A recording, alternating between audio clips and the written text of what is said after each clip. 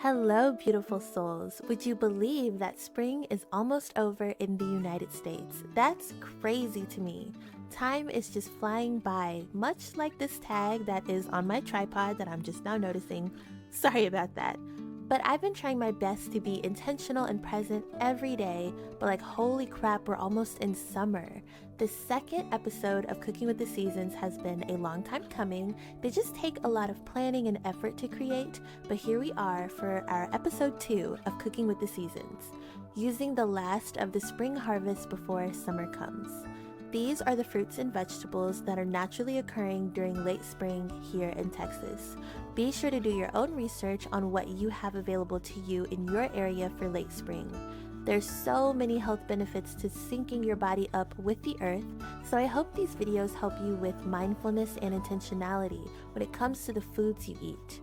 In this video, we will make a honey lavender cake with lemon glaze, a spring salad with an avocado dipping sauce, an apricot chicken with veggies, and pavlovas topped with fresh spring fruit.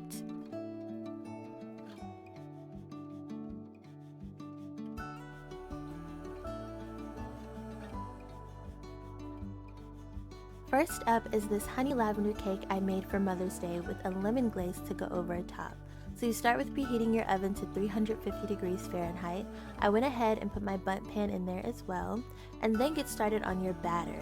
First things first, I took a cup of vanilla oat milk and added about 1/4 cup of dried lavender, mixed them in and set them in the fridge for about 30 minutes.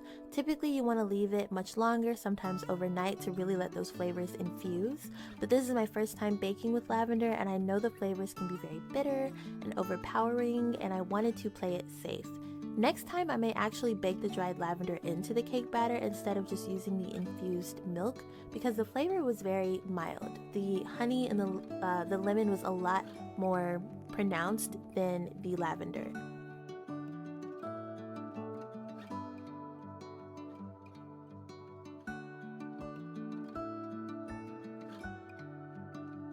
For the dry ingredients, you need 2 cups of flour. A baking tip for you: if you want to make cake flour at home instead of paying the extra money for it at the store, for every 1 cup of all-purpose flour that your recipe needs, replace 2 tablespoons of it with 2 tablespoons of cornstarch. So for this recipe, I removed 4 tablespoons of the total 2 cups of flour and replaced it with 4 tablespoons of cornstarch.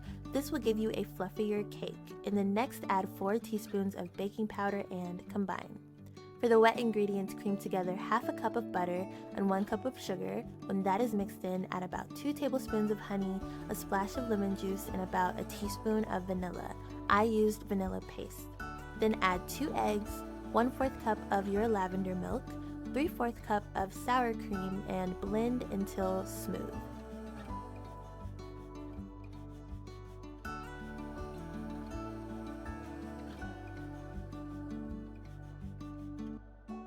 Combine your wet and dry ingredients, and you want your batter as smooth as possible. And then next, make sure you grease your cake tin. I used butter and flour, and I should have just picked one method because naturally the butter and flour clump together. So do better than me, just pick one method. Pour your batter into the cake tin and bake for about 45 minutes. Keep your eyes on it, make sure it's not getting too brown too quickly. Do the toothpick test to make sure it's done. But this is the best cake I've ever made. And that's not saying a lot. I don't bake a lot of cakes. I stick to cupcakes and cookies. But this actually turned out really good, really pretty. And then I let my babies help me decorate it for their moms. I mixed together lemon juice and powdered sugar and added food coloring to make it a little more fun for them. But there you are. It was very good, y'all. I feel like the honey and lemon came through the most. I will be adding more lavender the next time I try it.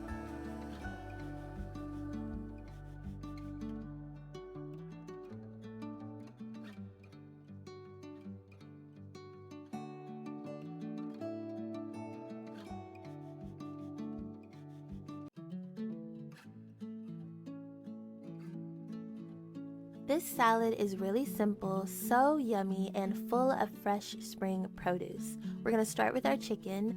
I buy groceries at the beginning of the month and freeze the meat I don't immediately use, and I usually plan out what I'm making for the whole month and season my meats accordingly to save me some cooking time. So I knew this salad would be on the sweeter side. I seasoned my chicken with a little jerk seasoning, applewood smoke seasoning, cayenne, and garlic powder, and cooked it in a little bit of lemon olive oil. When that was done, I set it aside to rest so I can work on my avocado dipping sauce.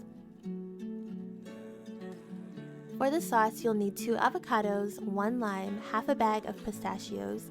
I use the jalapeno lime flavored pistachios, and 1 whole jalapeno if you want that extra kick, or you can use just half a jalapeno. And blend that together, adding olive oil and water as needed until you get the texture you want.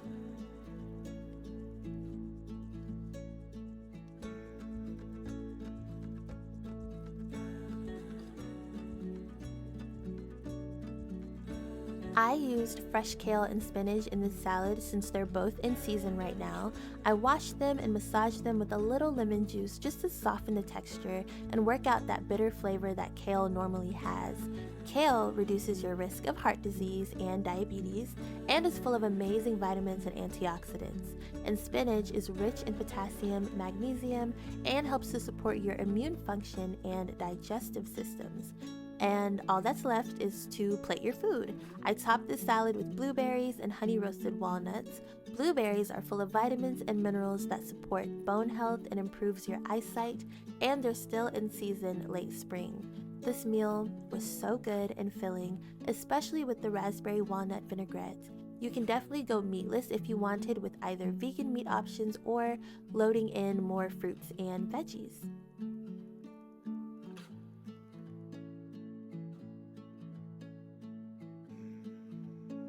This apricot chicken dish was so delicious. I started with the potatoes. I used a small bag of baby mixed potatoes and washed them and cut them to the size I wanted and seasoned with salt, pepper, garlic powder, and a little Italian seasoning and a little olive oil. Cook on 350 degrees Fahrenheit for about 20 minutes. That's perfect time to prepare your zucchini.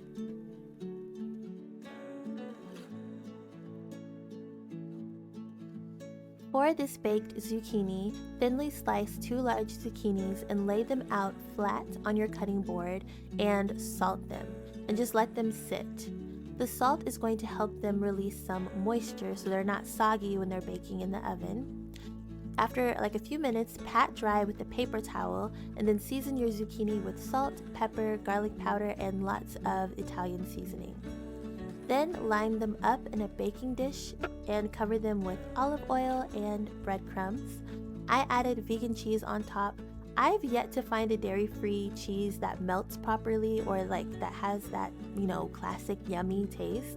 This one was a really odd texture. I do not recommend.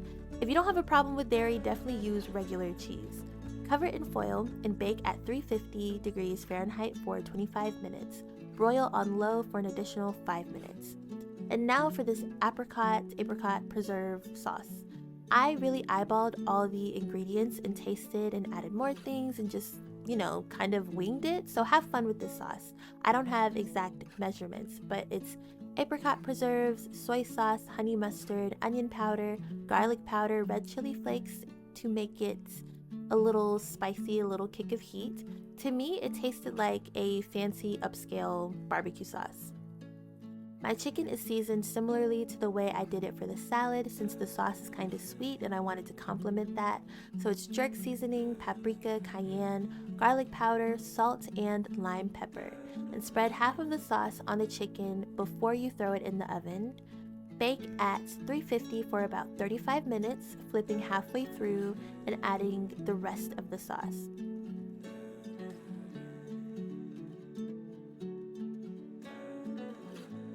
Y'all, this chicken was so good, and I know I'm going a little fast, so the recipes will be in the description below.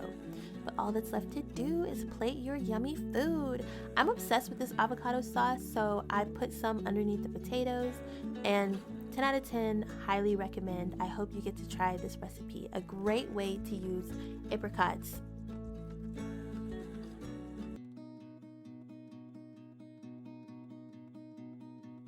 Last but certainly not least, I made a very popular dessert slash breakfast for the springtime, pavlovas.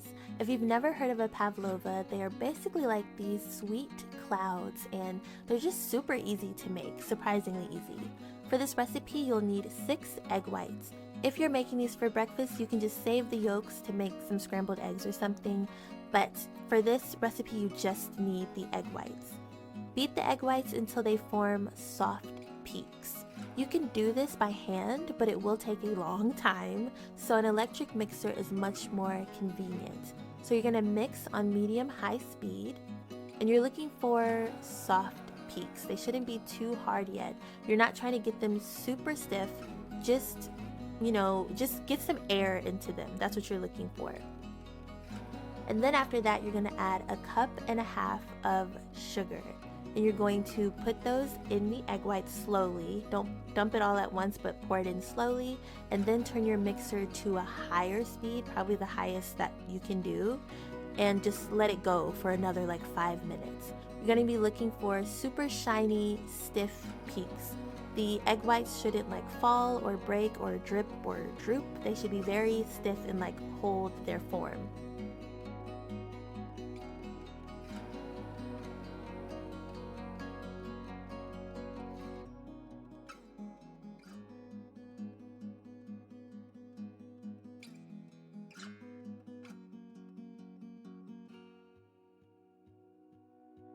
In a small bowl, you're going to mix together 3 teaspoons of cornstarch and 1 teaspoon of white vinegar.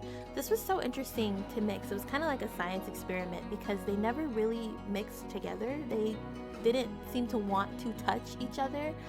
I don't know why. I thought it was cool, but you're never gonna just like really get it to incorporate. It looks like glue, and that's good enough.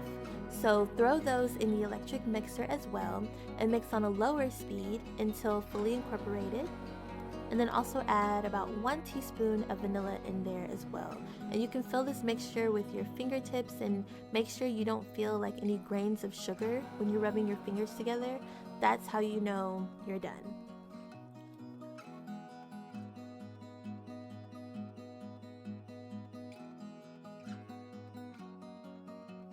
And then after that, place little blobby circles on a baking sheet and scoop out a little circle in the middle. That's where you will put your toppings. So it doesn't have to be perfect, as long as they're a decent size to be able to hold whatever toppings you want to put on there, that's what you're looking for. Then you'll bake at 300 degrees Fahrenheit for about 45 minutes to an hour, depending on, your oven and the heating settings and whatnot. But while that's baking, you can prepare your toppings. I landed on a gold mine at Kroger. Literally, I didn't even know the watermelon I was picking out was a yellow one, but I was super excited about it. Yellow watermelons are in season right now, as well as cantaloupe and honeydew melons, and we also had those as well. These were mild in flavor, which made them perfect toppings for the pavlovas because the pavlovas are very sweet. And mine are a little overbaked, I think, but still so delicious. I did pretty good for my first time, and this was my family and I's first time trying them, and they tasted like marshmallows, and they went so well with the fruit, and the babies loved them. 10 out of 10, I will be making these again. They're just so cute.